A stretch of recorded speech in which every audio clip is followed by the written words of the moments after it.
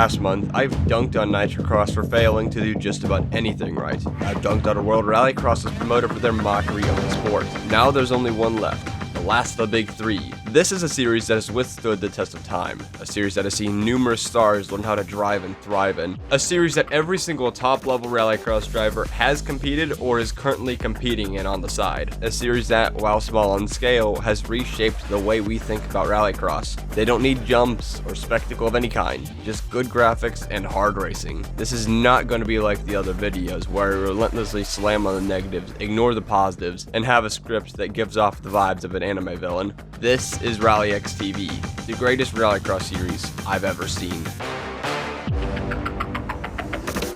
RallyX TV, previously known as Nordic Rallycross, was started back in 2014 by Andreas Eriksson. The series grew as its competitors started folding, with its 2019 season being an emotional roller coaster. And that's all the history you're getting. Currently, it's got a major advantage to its rival and former rival being broadcasted live on YouTube for free. The quality of the racing is clean, considerably cleaner than Nitrocross and World Rallycross. It's not like the drivers don't want to race each other, as you'll see a lot of these guys race to the line to make it to the final. Rather, they don't want to put each other into the wall for funsies, as everyone is running on a shoestring budget. The 2024 season was phenomenal, with Joni Terpainen making a name for himself, beating the likes of the entire All-Inkle Seat team, Robin Larson in an Audi S1, and the Erikssons with their new toys that are begging for a redesign. After the season ended and Nitrocross took an internal break, it was clear that there was a gaping hole in the market that needed to be filled, and RallyX were the first to deliver. Their schedule is very ambitious to say the least. As they're expanding into Southern Europe and North America, they've managed to put together a 16-race calendar, albeit with a lot of to-be-confirmed races. Their little video with the silly AI voiceover is honestly more confusing than it has any right to be, so I'll do my best to make it seem a little less overwhelming.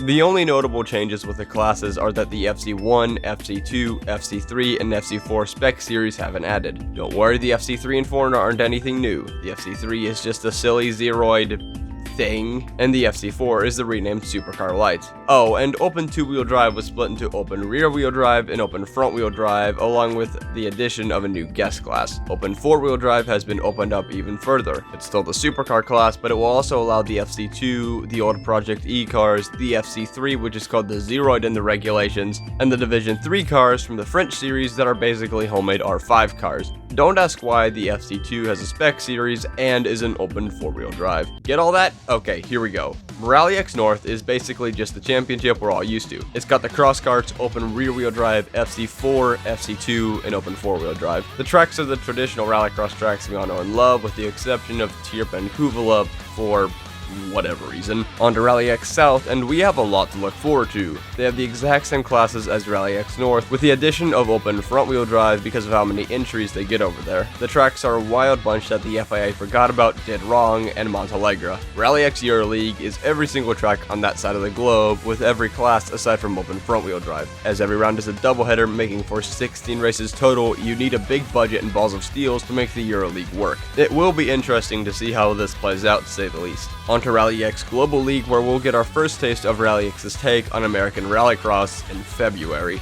The Global League only has the FC1, 2, and 3 because the Zeroid is incredibly popular in America and is well known for its durability. Also the guest classes here. My guess is that is try to get Subaru back into Rallycross specifically for the Global League, but it might be so the better off supercar drivers can go global without affecting the open four-wheel drive standings. What isn't speculation is that this calendar is weird. An unknown American track followed by an unknown everything, then to Alsbyn, Nysum, and then back to America for the final round at yet another unknown track. Speaking of America, these are the classes for RallyX America's League, except that name is terrible, so I'll be referring to it as America's RallyX. Over here in Freedomland, we have the FC1, 2, and 3, open rear-wheel drive, the cross karts, and the guest class. Specifically for this American series, I could see it being enticing for the ARA guys and the SCCA Rallycross guys to come and try some real Rallycross. As I don't have a lot of classes, maybe we could see the Stadium Super Truck strike a deal with them. I know I'm overly optimistic about this, but it makes so much sense for everyone involved. As for the American tracks, my guess is that Utah and Firebird will return, along with the short course tracks like Glen Helen, ERX, and maybe even Crandon.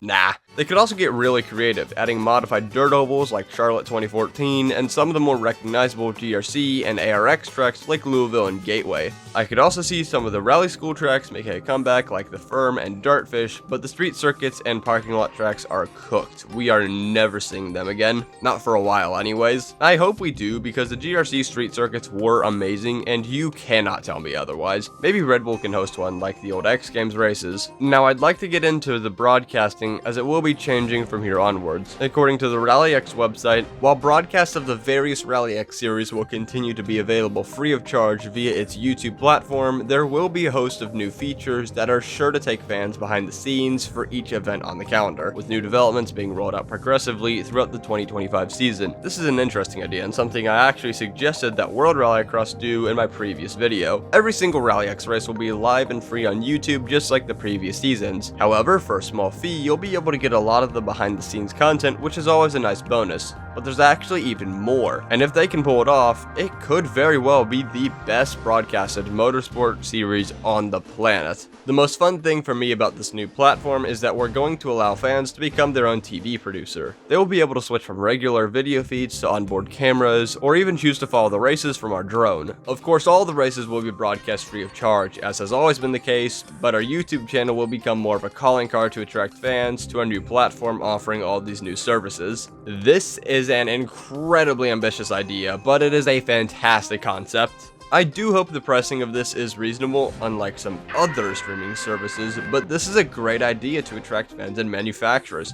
So I was actually going to end the video here, but this comment in particular caught my eye. Over here in America, we have what's typically referred to as short course off-road. This doesn't really exist anywhere else in the world as far as I'm aware, which means Rallycross is the top level stadium off-road series by default. The problem with short course and Rallycross is that they're two incredibly similar disciplines that end up getting the attention of the same group of people. Some people like one series, some people like another, and they end up canceling each other out. Rather than RallyX fighting World Rallycross, most people over here will see it as RallyX versus Championship Off-Road versus Stadium Super Trucks. Championship Off-Road has grown in recent years while Rallycross has been Rallycross. In order to exist in the same market, America's RallyX needs to do one of these things to separate it from core. The easiest thing to do is to get Stadium Super Trucks racing with every event. Make them a mainstay as their trophy trucks that jump really far. Again, as stated in a previous video, everyone is a winner. America's RallyX gets the noise that is so desperately lacking, Stadium Super Trucks get the tracks that they can reliably have a race on, and us the viewers get to see awesome racing. It's the obvious solution.